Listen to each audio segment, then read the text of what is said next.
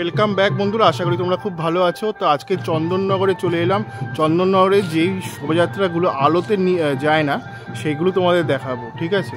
তারপরে তো আলোর শোভাযাত্রা অবশ্যই তোমাদের দেখাবো। পুরোটা হয়তো দেখাতে পারবো না, কারণ কৃষ্ণনগর গেছিলাম, তোমরা নিশ্চয়ই জানো। তো কৃষ্ণনগর থেকে আজকে চন্দননগরে এলাম শোভাযাত্রা করতে। যতটা সম্ভব আমার পক্ষে শরীর পারমিট করবে ততটাই করব। তো আগে এই যেইগুলো আলোতে যায়, সেই আলোতে যেগুলো যায় সেগুলো কিছুক্ষণ পরে দেখাবো। তার আগে যেগুলো আলোতে যায় না সেগুলো তোমাদের দেখি, চলো। এই মুহূর্তে তোমরা দেখতে পাচ্ছ তেমাথার রানীমা কিন্তু আস্তে আস্তে লরিতে উঠছেন, কিন্তু ক্লাব সদস্যরা অনেকক্ষণ ধরে মাকে কিন্তু ট্রাই করছে যাতে তিনি লরিতে ওঠেন, কিন্তু কিছুতেই মা যেন উঠছে না। মা মনে হয় আমাদের ছেড়ে আজ যেতে ইচ্ছে করছে না মায়ের, সেটাই আমার যা মনে হলো দেখি, তাই তোমাদের দেখালাম কিছুটা। আর কত মানুষ রয়েছে। চলে এলাম জোড়াঘাট চন্দননগরের স্ট্যান্ড। এখান দিয়ে কিন্তু যারা আলোয় শোভাযাত্রায় যায় না তারা যাবে, সেটাই তোমরা দেখতে পাচ্ছ। তো পরপর কিন্তু সারিবদ্ধভাবে রয়েছে, মানুষরা আনন্দ করছে।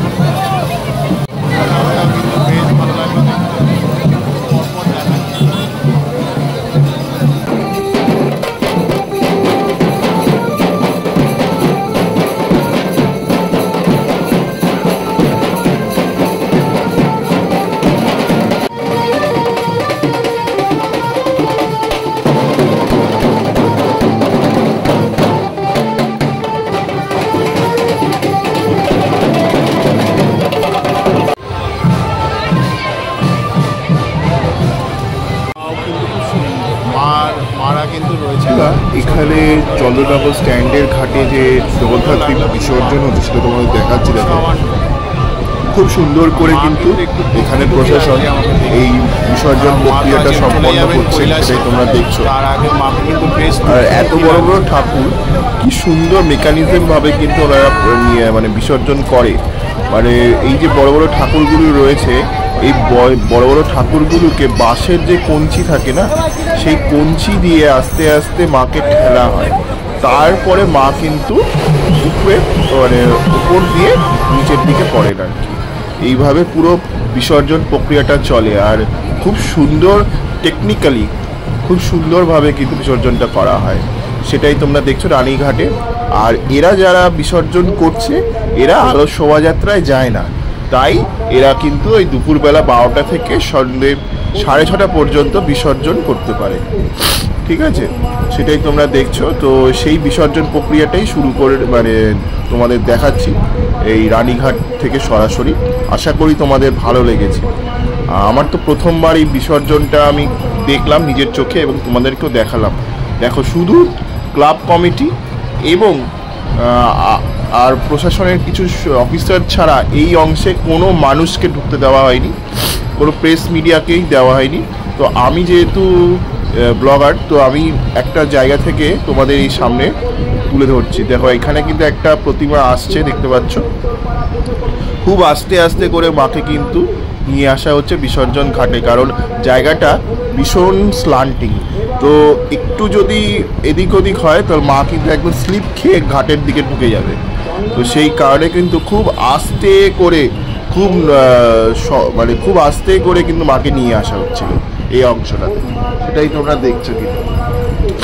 আর ক্রেনও রয়েছে, যদি সমস্যা হয় তাহলে ক্রেন দিয়ে নিয়ে যাওয়া হবে। এই বারোয়ারি বিসর্জন হয়ে গেছে, তো বারোয়ারি কিন্তু এবার এগিয়ে যাচ্ছে তাদের মণ্ডপের দিকে। তো এইভাবে কিন্তু সমগ্র বিসর্জন প্রক্রিয়াটা চলছে। আর বিকেল থেকে কিন্তু রাত হয়ে গেছে, প্রায় আমি 5টা থেকে শ্যুট করছিলাম এখানে, তো এসে দেখলাম প্রায় 6:30টার কাছাকাছি কিন্তু বেজে গেছে। তাও বিসর্জন প্রক্রিয়া কিন্তু খুবই ভালো সুন্দরভাবে চলছে এই রানীঘাট অংশটাতে। আর প্রশাসন কিন্তু অনেক ব্যবস্থা দিয়েছে যাতে বিসর্জন প্রক্রিয়াটা খুব সুন্দরভাবে সম্পন্ন হয়। তো দেখতেই পাচ্ছ। আর এখানে কিন্তু এই একটা ঠাকুর দেখো, যেটা বলছিলাম বাঁশের কঞ্চি দিয়ে নাড়ানো হচ্ছে মাকে, সেই জন্য মা কিন্তু একটু দুলে উঠছে।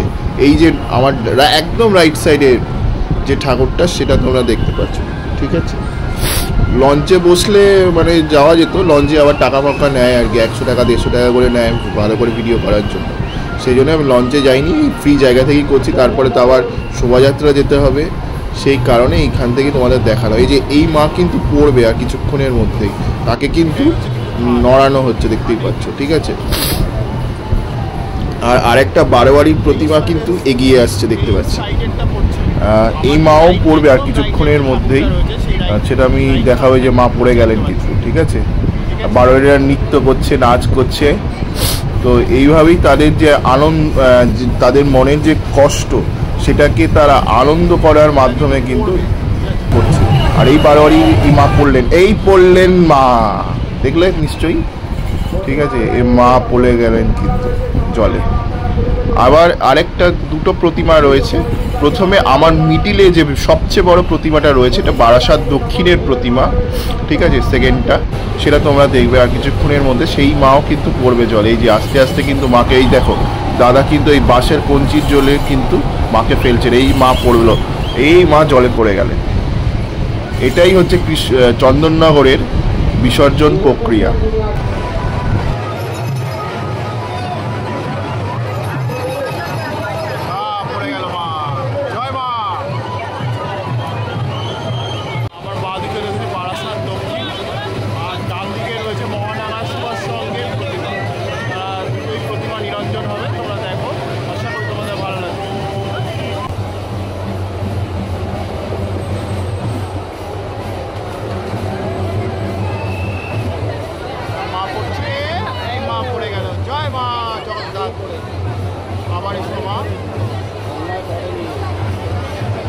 সো ওয়েলকাম ব্যাক বন্ধুরা, আশা করি তোমরা খুব ভালো আছো।